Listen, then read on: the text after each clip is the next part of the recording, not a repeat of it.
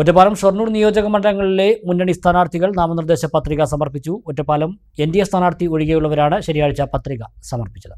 ഷൊർണൂർ നിയോജക മണ്ഡലത്തിലെ LDF സ്ഥാനാർത്ഥി P. മമ്മിക്കുട്ടി, UDF സ്ഥാനാർത്ഥി P. ഹരിഗോവിന്ദൻ, NDA സ്ഥാനാർത്ഥി ശങ്കുട്ടി ദാസ് എന്നിവർ പാർട്ടി നേതാക്കൾക്കും പ്രവർത്തകർക്കും ഒപ്പം എത്തിയാണ് പത്രിക സമർപ്പിച്ചത്. ഷൊർണൂർ നിയോജക മണ്ഡലത്തിലെ സ്ഥാനാർത്ഥികൾ തഹസിൽദാർ PP സീനയ്ക്ക് മുമ്പാകെ പത്രിക സമർപ്പിച്ചു.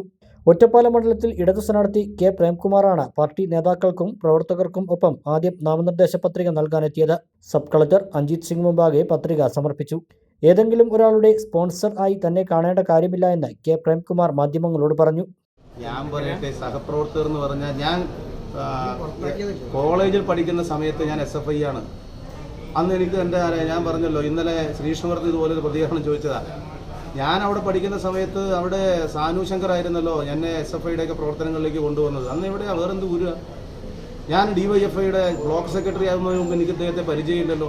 ഞാൻ DYFIയുടെ യൂണിറ്റ് സെക്രട്ടറി ആയിട്ട് 98-ൽ സംഘടനാ പ്രവർത്തനം പൊതുപ്രവർത്തനം തുടങ്ങിയ ആളാണ്. DYFIയുടെ മേഖലാ പ്രസിഡന്റായി, വില്ലേജ് പ്രസിഡന്റായി, വില്ലേജ് സെക്രട്ടറിയായി, ബ്ലോക്ക് ജോയിന്റ് സെക്രട്ടറിയായി, DYFIയുടെ ബ്ലോക്ക് സെക്രട്ടറിയായി, അങ്ങനെയെല്ലാം പ്രവർത്തിച്ചു വന്നതല്ലേ.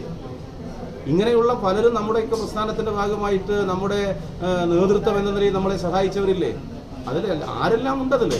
ഒരാൾ മാത്രം ഇങ്ങനെ കൈപിടിച്ച് നിർത്തി ഒരാളെ കൊണ്ടുവരാൻ പറ്റുമോ? അതൊക്കെ നിങ്ങൾ തന്നെ ഒന്ന് അനലൈസ് ചെയ്യേണ്ടതാണ്. എന്ന് മുതലാണ് എന്നെ പരിചയം, എങ്ങനെയാണ് എന്നെ പരിചയം? ഞാൻ ഈ പ്രസ്ഥാനത്തിന്റെ ഭാഗമായി പ്രവർത്തിച്ചതിന്റെ ഭാഗമായിട്ടുള്ള പരിചയമല്ലേ. ഇപ്പോൾ CKR ജില്ലാ സെക്രട്ടറി, CK രാജേന്ദ്രൻ ജില്ലാ സെക്രട്ടറി ആകുമ്പോഴല്ലേ ഞാൻ ജില്ലാ കമ്മിറ്റിയിൽ വന്നത്. നമ്മൾ പാർട്ടി പ്രവർത്തനം എന്ന് പറയുന്നത് ഒരു കൂട്ടായ പ്രവർത്തനം. അത് ഒരാളുടെ ശിങ്കിടിയായിട്ടൊന്നും നിൽക്കാൻ ഞാനിതുവരെ നിന്നിട്ടില്ല. അങ്ങനെ നിൽക്കാനും പറ്റില്ലല്ലോ, ഇതൊരു പ്രസ്ഥാനമല്ലേ. അങ്ങനെ വ്യാഖ്യാനിക്കുന്നതിന് നിങ്ങൾ തന്നെ അത് വസ്തുതാപരമാണോ എന്ന് കൃത്യമായിട്ട് പരിശോധിക്കേണ്ടതാണ്. അങ്ങനെ ഏതെങ്കിലും ഒരാളുടെ സ്പോൺസറായിട്ടൊന്നും എന്നെ കാണേണ്ട കാര്യമില്ല എന്നാണ് പറയാനുള്ളത്. നമുക്ക് പല നിലയിൽ ബന്ധങ്ങളുണ്ട്. സംഘടനയിൽ, പാർട്ടിയിലൊക്കെ നമ്മളെ ആ നിലയിൽ തിരുത്താനും ചേർത്ത് പിടിക്കാനും ഒക്കെ പരിശ്രമിച്ചിട്ടുണ്ട്. അതെല്ലാം ഒരു പ്രവർത്തനത്തിന്റെ ഭാഗമായി വരുന്നതാണ്, കൂട്ടായ പ്രവർത്തനമാണ്. അല്ലാതെ ഒരാളുടെ ആളായിട്ടല്ല നമ്മളൊന്നും പ്രവർത്തിക്കുന്നത് നിൽക്കുന്നത്. ഇന്നും അങ്ങനെയല്ല, നാളെയും അങ്ങനെയല്ല. അങ്ങനെ പറ്റുകയുമില്ല ഈ പാർട്ടിയിൽ. തുടർന്ന് UDF സ്വതന്ത്രനായി മത്സരിക്കുന്ന PK ശശി നേതാക്കൾക്കും പ്രവർത്തകർക്കും ഒപ്പം എത്തി സബ് കളക്ടർ മുമ്പാകെ പത്രിക സമർപ്പിച്ചു.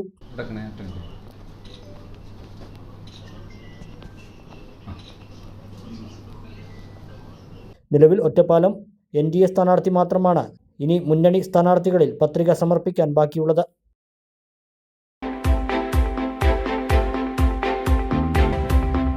For a brilliant move, choose Bhavan's വിദ്യാലയ ഒറ്റപ്പാലം. വിശ്വസിച്ചേൽപ്പിക്കാം വരും തലമുറയെ.